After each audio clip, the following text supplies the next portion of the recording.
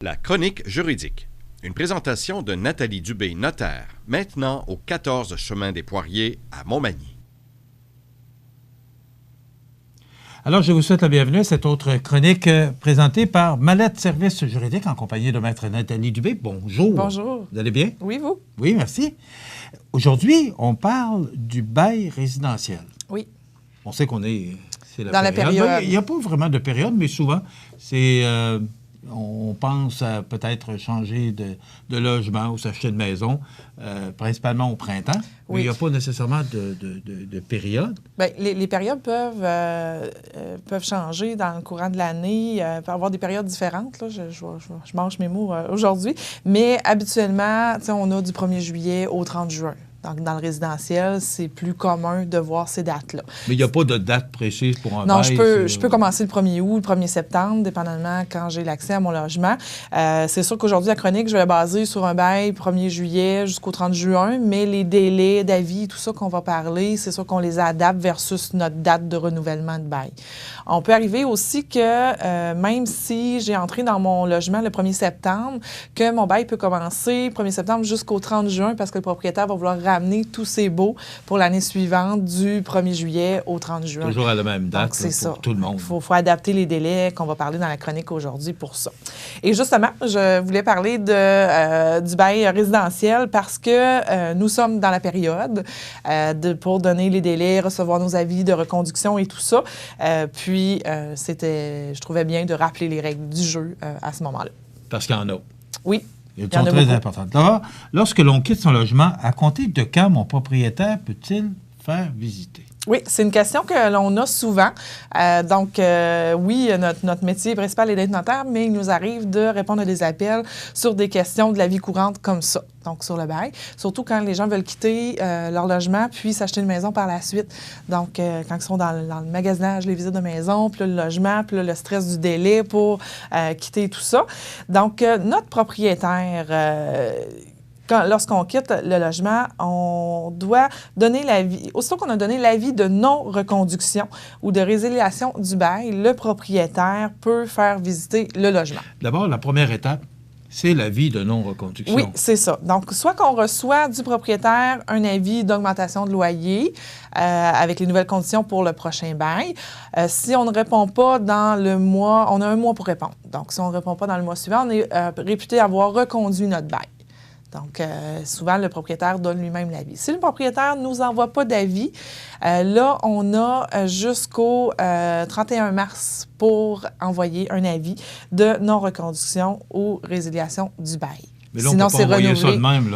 Il y a des règles à respecter.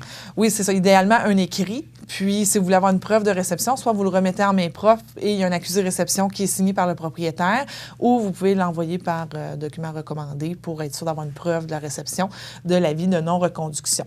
Mais là, pour que le propriétaire ait accès au logement, c'est dès qu'il reçoit cet avis-là, il peut avoir accès au logement pour les visites. C'est permis aussi, dès qu'il reçoit l'avis, de faire un affichage que le logement est alloué également. OK. Mais il faut absolument avoir l'avis avant que le propriétaire affiche le loyer. Oui, parce que les règles en bail résidentiel, il y a des reconductions automatiques. Donc, si je ne réponds pas à mon avis d'augmentation de loyer dans les 30 jours de la réception, mon bail est reconduit automatiquement. Si je n'ai pas reçu d'avis de reconduction, et que je n'ai pas envoyer moi-même un avis comme quoi je quittais le logement, le bail est reconduit automatiquement après le 31 mars. Donc, le propriétaire a des règles à respecter pour faire visiter le loyer. Oui. Quelles sont-elles? Donc, c'est sûr que les règles, on a l'obligation, les locataires ont l'obligation de donner accès au logement aux propriétaires. Donc, lorsqu'ils ne renouvellent pas leur bail. Et même en cours de bail, on va en parler un petit peu plus tard, c'est quoi les règles du jeu. Donc, le propriétaire a le droit d'entrer dans le logement. C'est sûr qu'il faut faire preuve de civisme, mais il y a aussi des règles parce qu'il y a des gens qui n'ont pas respecté certaines règles civiques. Donc, les propriétaires doivent avertir au moins 24 heures à l'avance pour la visite. C'est certain que lorsqu'un propriétaire a un appel, une visite pour dans l'après-midi, si le locataire accepte, c'est correct. Donc, mais il faudrait au moins qu'il y ait un 24 heures d'avis avant la visite d'un logement. L'avis peut être écrit ou verbal. Donc ça, c'est pas obligatoirement par écrit, ça peut être verbal, donc un téléphone. J'aurai une visite le surlendemain, est-ce que c'est possible? Donc on a la réponse verbale, oui, c'est possible, vers quelle heure et tout ça. Et les visites aussi, il y a des heures de visites qui doivent être respectées. À tout moment où, entre 9h et 21h, okay. Donc du 9 à 9. 21h, comment ça te tard? Oui, bien avant 21h, de 9 à 9. Donc, c'est sûr, avec la vie, les visites doivent se faire dans ce laps de temps-là. Donc, une visite à 22h le soir, c'est pas possible. Donc, et on comprend. Oui, c'est ça. On peut exiger aussi, comme locataire, la présence du propriétaire. C'est plutôt rare que le propriétaire ou un représentant du propriétaire n'est pas là pour la visite du logement. Là, je pense pas qu'il y ait de propriétaire qui donne les clés à un futur visiteur pour le faire tout seul. Mais c'est sûr que si on voit qu'il se passe quelque chose comme ça, on peut exiger qu'il y ait un représentant du propriétaire lors de la visite du logement. Donc, aussi, si jamais le propriétaire ou son représentant ne peut pas être présent, puis que la visite a lieu avant 9h ou 21h, tous ces cas-là, vous pouvez refuser l'accès à votre logement à ce moment-là. OK. On a ce droit-là? On peut refuser? Oui, vous pouvez refuser. OK. Est-ce que mon propriétaire peut rentrer chez moi en cours de bail? Ça, c'est toute une question. Oui. Parce qu'il est propriétaire, ça lui appartient, mais as-tu le droit de rentrer quand il veut? Non, pas quand il veut. Il y a certaines exceptions. Il y a 3 cas particuliers, mais c'est sûr que, vous l'avez bien dit, le propriétaire, il est chez eux, l'immeuble lui appartient. Par contre, vous avez un espace exclusif d'habitation pour vous dans son immeuble, avec des règles du jeu, avec un bail qui a été signé, avec le Code civil qui indique certaines règles également. Donc, un propriétaire, pour qu'il puisse accéder au logement durant votre bail, il y a 3 cas. Donc, il a le droit d'aller vérifier l'état du logement.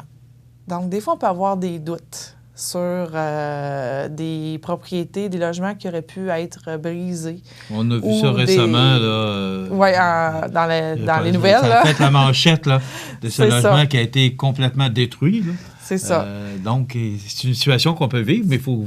C'est ça. Dans ces situations-là, il faut qu'il y ait plus qu'un doute raisonnable. Il faut vraiment qu'il y ait vraiment des éléments qui indiquent que le logement a été détérioré par les locataires ou qu'il est arrivé quelque chose aussi dans le logement. Donc, pour vérifier l'état du logement. C'est certain que le propriétaire, habituellement, avise. Là, on n'entre pas n'importe quand dans un logement de quelqu'un. Il faut aviser. Mais les 3 cas que je vous parle, c'est des cas où est-ce que c'est un peu des situations d'urgence où est-ce qu'il faut aller vérifier s'il se passe quelque chose dans notre logement. Il a le droit d'entrer pour des travaux non urgents. Ça aussi, il y a des avis qui doivent être donnés, donc pour pouvoir faire des réparations. Idéalement, là, chaque propriétaire devra obtenir l'autorisation de ses locataires avant d'entrer. Et l'autre situation, c'est vraiment les cas d'urgence. Donc, je peux en témoigner personnellement. Un dégât d'eau, on essaie de rejoindre rapidement, sinon on entre. Donc, ça m'est arrivé, donc, au cours de l'année dernière.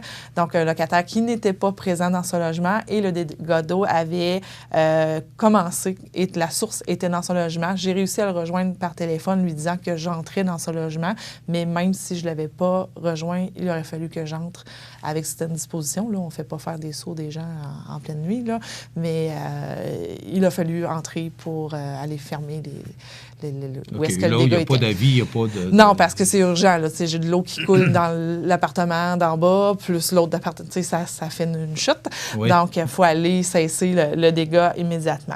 Donc, il faut vraiment... c'est vraiment... En cas d'urgence, oui, on peut entrer. C'est sûr qu'on doit y aller dans le respect, être respectueux, s'assurer s'il y a quelqu'un dans le logement, de parler fort, demander s'il y a quelqu'un pour entrer et tout ça, même si on est en urgence.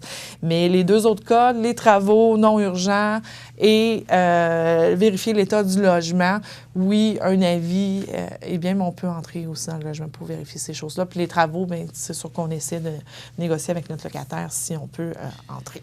OK. Maintenant, c'est bien important parce que c'est toujours... ça revient souvent. Les délais à respecter pour mettre fin à un bail. Oui, c'est ça. Je me suis amené le tableau parce qu'on le sait par cœur, mais j'aime bien avoir un visuel avec moi. Donc, première chose, il faut vérifier la durée de notre bail.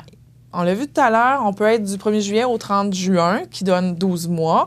On peut être du 1er août jusqu'au 30 juin, donc on est à 11 mois. On peut avoir un bail de 3 mois, on peut avoir un bail de 6 mois. C'est possible dans le résidentiel. Donc, ce que les 12 mois et plus, vraiment le bail standard d'appartement du 1er juillet au 30 juin, le délai pour l'avis de 3 à 6 mois avant la fin du bail. Tout à l'heure, je vous ai mentionné plusieurs fois le 31 mars. C'est une date clé en matière résidentielle. Parce que ça donne 3 mois avant l'expiration qui est le 30 c'est la juin. limite. Donc, si vous n'avez pas eu d'avis de votre propriétaire, bonne nouvelle, il n'augmente pas votre loyer. Mais il faut retenir qu'on a jusqu'au 31 mars pour lui dire que l'on quitte notre logement si c'est notre décision. Sinon, notre bail est reconduit automatiquement. Vous parlez beaucoup d'augmentation. Oui. Est-ce qu'il y a un pourcentage? Parce que ça peut nous faire décider de quitter le loyer parce que l'augmentation est trop forte. Est-ce que le propriétaire a un pourcentage qu'il doit respecter? Quelles sont les normes là-dessus? Oui, il y a certaines normes. Ce qui existe, la Régie du logement, chaque année, sort, il y a un outil pour faire le calcul versus nos propriétés locatives, faire le calcul, quelle devrait être notre augmentation cette année. Donc, ça prend en compte les taxes municipales et les taxes scolaires. On ne se cache pas, il y a une augmentation tous les années là-dessus. Donc, veut pas, le propriétaire, il faut que ça se reflète dans ses loyers parce que s'il l'absorbe tout le temps, à un moment donné, ça n'arrive plus à la fin de l'année. Les coûts de chauffage, électricité, et tout ça, c'est pris en compte. Il y a l'évaluation de l'immeuble, les loyers déjà payés, tout ça. Donc, il y a une espèce de tableau qui existe où est-ce qu'on peut aller calculer quelle est l'augmentation raisonnable que l'on peut mettre. Fourni par la Régie du logement. Fourni par la Régie du logement. Donc, ça, on peut se fier à ça. On se fie aussi, est-ce qu'il y a eu des rénovations, des travaux d'amélioration dans les logements? Ça vient teinter aussi l'augmentation des loyers. La Régie du logement sort toujours aussi des pourcentages moyens d'augmentation qui est raisonnable de demander pour l'année qui s'en vient. Donc, j'ai pas regardé si c'était sorti, mais ça devrait sortir dans ces semaines-ci, ces jours-ci, parce que nous sommes en plein dans la période, justement, des renouvellements de baux. Donc, si on a un bail d'1 an, 3 à 6 mois avant la fin du bail. Donc, si je donne l'exemple, le bail se termine le 30 juin 2020. Donc, je dois envoyer mon avis entre le 1er janvier et le 31 mars 2020. Donc, et pour l'augmentation du coût du loyer, est-ce que c'est la même les mêmes dates? Le propriétaire doit aviser ses locataires entre le 1er janvier et le 31 mars. Okay. Comme je dis, si vous n'avez pas d'avis avant le 31 mars, c'est que votre propriétaire, il n'y a aucune condition qui change à votre loyer, à votre condition de logement, et le bail est automatiquement renouvelé au 31 mars pour la prochaine année si vous n'avez pas avisé votre propriétaire que vous quittiez votre logement. Okay. Donc ça, à chaque année, il y a des locataires qui se font prendre avec ça, doivent négocier avec le propriétaire parce que le 31 mars est vraiment une date dans le Code civil, les règles du logement, qu'il y a renouvellement automatique si vous n'avez pas envoyé d'avis de non-renouvellement. Et cet avis-là doit se faire comment? Idéalement par écrit, même par écrit, si on veut une preuve qu'on l'a envoyé. Ça peut être courrier recommandé? Ça peut être un courrier recommandé, un écrit. Ça peut être un courriel, mais avec accusé de réception. S'assurer que vous avez la preuve que votre propriétaire l'a reçu. Donc, parce que s'il y a un problème ou que le propriétaire dit ne pas l'avoir reçu ou n'a pas de preuve que l'avis a été envoyé, bien, le 31 mars, lui, il prend pour acquis que vous demeurez là au 1er juillet jusqu'au 30 juin 2021. Donc, c'est important pour les locataires, mais autant pour les propriétaires qui doivent respecter aussi ce délai-là. Je dis aussi par précaution aux propriétaires d'immeubles à logement, même s'il n'y a pas de changement dans les conditions, moi, j'aime bien envoyer un avis quand même, dire qu'il n'y a pas de changement dans les conditions, parce que au moins les locataires sont comme rassurés et ont l'information. Oui, cette année, je ne te demande pas ton loyer. Je n'aurais pas pensé à ça, oui. Donc, on l'envoie quand même. OK. Et c'est apprécié des locataires. Oui, c'est ça. Sinon, de toute façon, les locataires te contactent. Bien là, j'ai pas eu d'avis. Est-ce qu'il y a une augmentation et tout ça? On est en prévention. On les avise immédiatement. Puis, ils sont en mesure après ça de prendre la décision s'ils demandent dans le logement ou s'ils font des visites pour une maison ou un autre logement plus grand, etc. Parce qu'on sait, ces années-ci, on le voit dans les nouvelles nationales et provinciales, que se chercher un logement, déménagement, tu sais, oui, à Montmagny, c'est c'est peut-être plus facile, mais même encore là, j'ai des connaissances qui ont certaines difficultés pour la recherche de leur logement. Mais on voit à Québec, Montréal, le taux d'inoccupation est très bas. Donc, il faut y penser d'avance, il faut se préparer à notre déménagement. De records historiques à Montréal, entre autres, là, pour trouver un logement. C'est ça. Maître Dubé, est-ce les mêmes règles pour un local commercial? J'avais hâte d'arriver là-dessus, parce que résidentiel, c'est une chose. Mais commercial, c'est beaucoup plus complexe. C'est ça. Est-ce que, à mes yeux, ça l'est? Est-ce que ça l'est vraiment? Oui et non. Donc, oui et non. ça dépend de la rédaction de votre bail. Okay. Mais juste avant, on a parlé des 12 mois et plus. 12 mois et moins pour les baux, le délai, c'est 1 à 2 mois avant la fin du bail. Donc, je veux que les gens retiennent le 12 mois et plus, mais si votre durée de bail est différente, les délais sont différents pour les avis. Donc, 12 mois et moins, 1 à 2 mois avant la fin du bail. Puis, si vous n'avez pas de durée sur votre bail, c'est 1 à 2 mois qui est recommandé aussi comme avis de départ. OK. Alors, commercial. Allons-y dans le commercial. Parce qu'on dit toujours que c'est commercial, c'est plus complexe. Oui. Bien, c'est sûr que c'est les mêmes éléments qui se retrouvent dans un bail commercial. Le résidentiel, vous savez, tout le monde, ou presque, il y a le formulaire de la Régie du logement qui est obligatoire pour signer un bail résidentiel. Au commercial, il n'y a pas de formulaire. Et le résidentiel, même chose, dans le Code civil, il y a une section spécifique pour ça. Et le commercial, il n'y a pas de section spécifique, c'est les règles générales. Donc, le commercial, c'est différent, il n'y a pas de formulaire et le propriétaire et le locataire établissent eux-mêmes leurs règles du jeu. Donc, c'est sûr qu'on parle souvent le coût du loyer, tout ça, mais surtout les règles de fin de bail. Donc, comment on peut quitter ou comment on peut conserver notre locataire. En commercial, c'est une négociation et c'est une rédaction qui est faite vraiment cas par cas. Oui, il y a un gabarit de base avec des éléments qui sont souvent là, mais aussi en commercial, tu sais, le résidentiel, on paye notre loyer, des fois il est chauffé éclairé, des fois il ne l'est pas, mais en commercial, souvent, c'est pas là. Puis aussi, il faut prendre en compte les taxes municipales, les taxes scolaires, les frais de déneigement, les frais supplémentaires qu'il peut y avoir.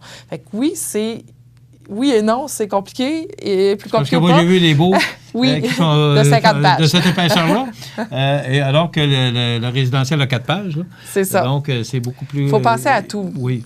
Parce qu'une activité commerciale, il y a plus de risques qu'une activité résidentielle. Donc, dépendamment de l'entreprise qui loue le local, l'activité commerciale, il faut aller spécifiquement dans les choses. Si on loue pour faire de la soudure ou si on loue pour faire de la photographie, c'est pas la même chose. Oui. Donc, il faut vraiment que toutes nos ententes, tous les détails soient dans le document. Fait que c'est pour ça qu'il y a des beaux commerciaux qui peuvent avoir 50 pages, comme il y en a d'autres qui peuvent avoir 3 pages.